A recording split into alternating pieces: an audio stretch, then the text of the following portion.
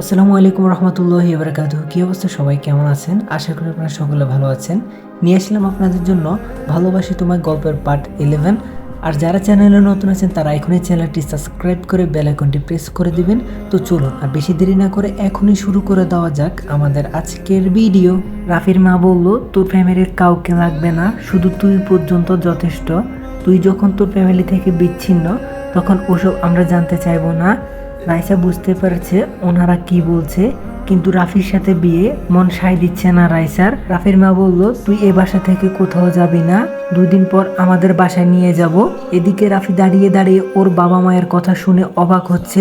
এসব যে ওর মায়ের আবেদন তা বুঝতে বাকি রইল না। রাইসা হাত থেকে ব্যাগটা রেখে বিছানায় বসে আছে, কেউ ওর কথা বুঝতে চাচ্ছে না।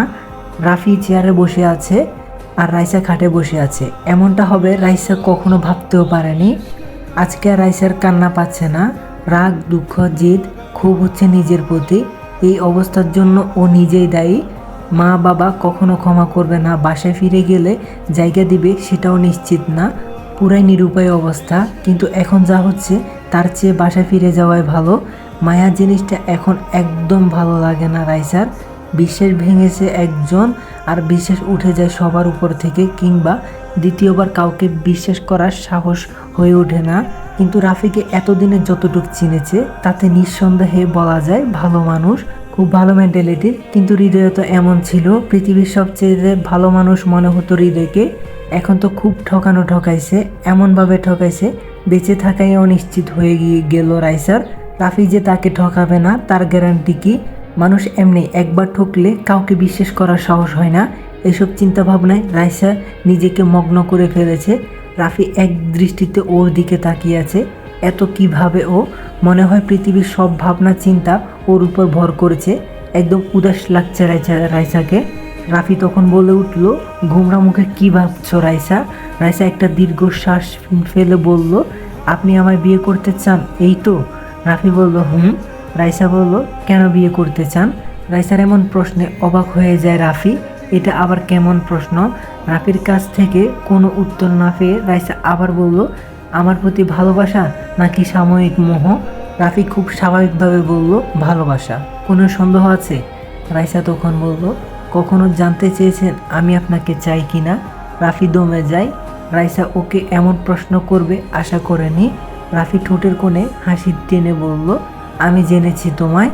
রাইসা কিছুক্ষণ চুপ করে রইল, অমনে কি যেন ভাবছে। খাট থেকে উঠে জানলার কাছে গিয়ে দাঁড়িয়ে বলল, দেখুন, আপনার সাথে থাকতে থাকতে আপনার মায়ায় জড়িয়ে গিয়েছি।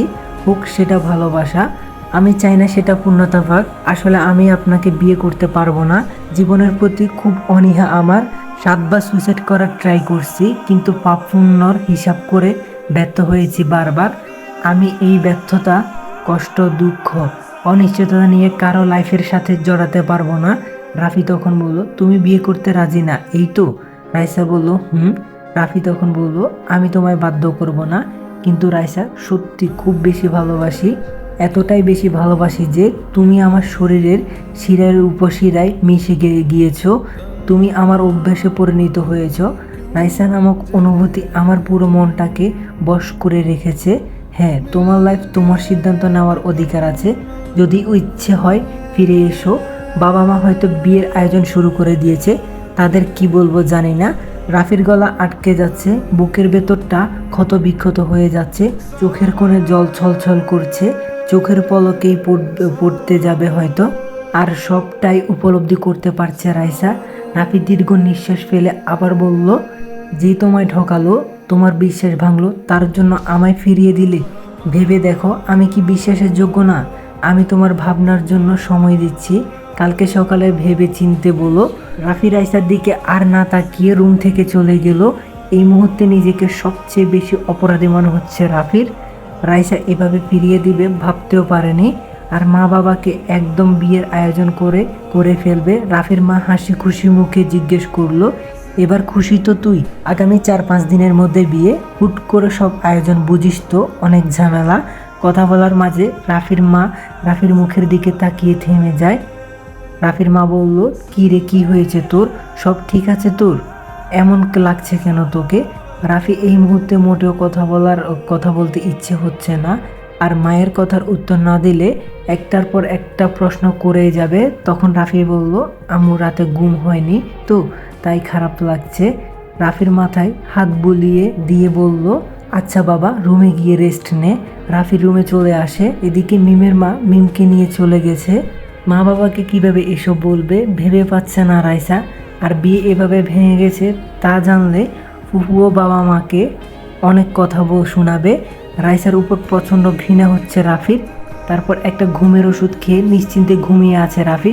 ফ্লোরে বসে বসে চোখের পানি ফেলছে রাইসা। শরীর অবশ হয়ে যাচ্ছে। রাফি খুব বেশি স্বার্থপর ভাবছে, খুব বেশি কষ্ট দিয়ে ফেলেছি। যে মানুষটা কোনো রকম স্বার্থ ছাড়াই এতটা উপকার করে গেছে, তার প্রতিদান এভাবে দিল। নিজের উপর ঘৃণা হচ্ছে রাইসার, কিন্তু কি করবে ও? ওনার বাবা মা বিয়ের আয়োজনও করে ফেলতেছে। ওনাদের মান সম্মানের প্রশ্ন এটা। সারা সকাল কেটে যায়। রাইসা প্রতিদিনের অভ্যাস মতো বিকেলে ছাদে যায়, কিন্তু রাফির কোনো খোঁজ নেই। এই বুঝি রাফি ফোন দিল, কিন্তু না, উনি কি আর কখনো আসবে না, কথা বলবে না, ছাদে যাওয়ার জন্য ফোন দিবে না? এসব ভাবতেই বুকের ভেতর কেঁপে উঠে রাইসার। রাইসা খুব করে চাচ্ছে রাফি ওকে ফোন দিয়ে ছাদে যেতে বলুক, সব কিছু আগের মতো হয়ে যাক। কিন্তু রাইসা নিজেই তো ওকে ফিরিয়ে দিয়েছে। খুব করে অনুভব করছে রাফিকে। এটা কেমন অনুভব বুঝতে পারছে না রাইসা। হয়তো হৃদয়ের জন্য ওর মনের কোনো আর্তনাদভাবে এখনো ভালোবাসা মায়া পড়ে আছে, নয়তো ঘৃণা রাগের নিচে চাপা পড়ে আছে ভালোবাসা। যে মানুষটা ওকে এমনভাবে ঠকালো তার জন্য রাফিকে কষ্ট দিবে, যে ওকে নতুন করে বাঁচতে শিখালো। আর কিছু ভাবতে পারছে না রাইসা। সারাদিন রাফির হুঁশ নেই, ঘুমের ওষুধ খেয়ে বেহুশ হয়েও ঘুমাচ্ছে। রাইসা ফোন দেয় অনেকবার, কিন্তু ফোনটাও অফ। এখন কি ওনাদের বাসায় যাওয়া উচিত হবে? রাফির মা অনেকবার ডাকছে রাফিকে, কিন্তু ঘুম থেকে উঠছে না। হয়তো রাতে ঘুমায়নি, ক্লান্ত লাগছে, তাই আর ডাকেনি। এদিকে রাইসা আর নিজেকে আটকে রাখতে পারছে না। লোকলজ্জার মাথা খেয়ে রাফির বাসায় হাজির। রাফির মা বাবা দুইজনে হাসি দেয়। রাফির বাবা বলল, দেখলা আমাদের কি ভাগ্য, বোন নিজে একা একা বাসায় চলে আসছে। রাফির মা চোখ রাঙিয়ে বলে, ধুর, তুমি মেয়েটাকে লজ্জা দিও না তো। রাইসা লজ্জায় লাল হয়ে যাচ্ছে। এই মুহূর্তে ওনাদের সামনে দাঁড়িয়ে থাকতে যে লজ্জা পাচ্ছে, এমন লজ্জা সারা জীবনেও পায়নি। তার মানে রাফি এখনো বাসায় বলেনি যে আমি বিয়ে করতে রাজি না। রাইসা দাঁড়িয়ে আছে, কি বলবে বুঝতে পারছে না।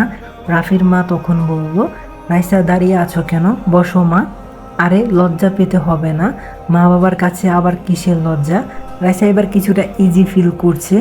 বাধ্য মেয়ের মতো বসলো। রাফির বাবা বলল, পিচ্ছি মেয়ে, বেশি বেশি খেয়ে মোটা হতে হবে, তোমায় দেখলে তো এখনো মনে হয় বাচ্চা মেয়ে।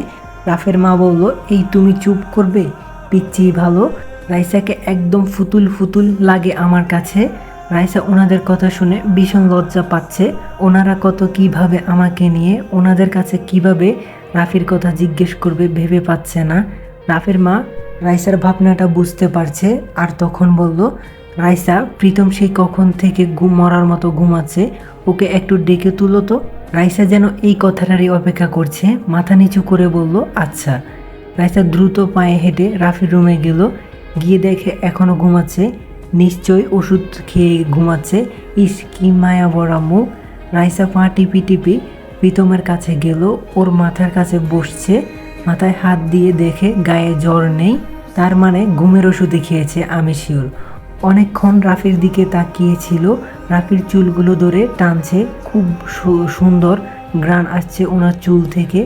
আগে জানতো মেয়েদের চুলে ঘ্রাণ নেই, আর ও রাফির চুলে ঘ্রাণ নিচ্ছে। নিজের পাগলামির কথা ভেবে নিজেই লজ্জা পাচ্ছে। উনি নিশ্চয় খুব বেশি কষ্ট পেয়েছে। রাইসা খুব ইচ্ছে করছে ওর কপালে একটা চুমু খেতে। নিজের ইচ্ছেটাকে দমাতে পারছে না রাইসা। রাফি তো ঘুমাচ্ছে, কোনো প্রবলেম নেই। রাইসা রাফির কপালে ঠোঁট ছোঁয়াতেই রাফি ওকে টান দিয়ে বুকের মাঝে নিয়ে যায়। রাইসা ভাবতেও পারেনি উনি সজাগ। লজ্জায় মরে যেতে ইচ্ছে করছে। তো গাইস, আজকের পার্টটা কেমন লাগছে ওইটা কমেন্ট করে জানাবেন। আর নেক্সট পার্ট কত তাড়াতাড়ি চান ওইটাও জানাবেন। আমি চেষ্টা করছি 2টা গল্প একসাথে দেওয়ার, দেখি বাকিটা আল্লাহর হাতে। তবে চেষ্টা করবো প্রতিদিনই গল্প দেওয়ার। মাঝে মধ্যে হয়তো মিস হয়ে যাবে, তো ওইটা একটু মানা নিয়েন কষ্ট করে। আর সবার কাছে একটাই চাওয়া, বেশি বেশি করে সাপোর্ট করবেন। আর সবাই চ্যানেলটা যারা নতুন আছেন এখনই সাবস্ক্রাইব করে দেন, অনেকেই সাবস্ক্রাইব করেননি। নেক্সটে কিন্তু আরও অনেক অনেক সুন্দর সুন্দর গল্প আসছে, তো ওইগুলোও তো দেখতে হবে তাই না? তো এখনই সাবস্ক্রাইব করে দেন। তো সবাই ভালো থাকবেন, সুস্থ থাকবেন, খোদা হাফেজ।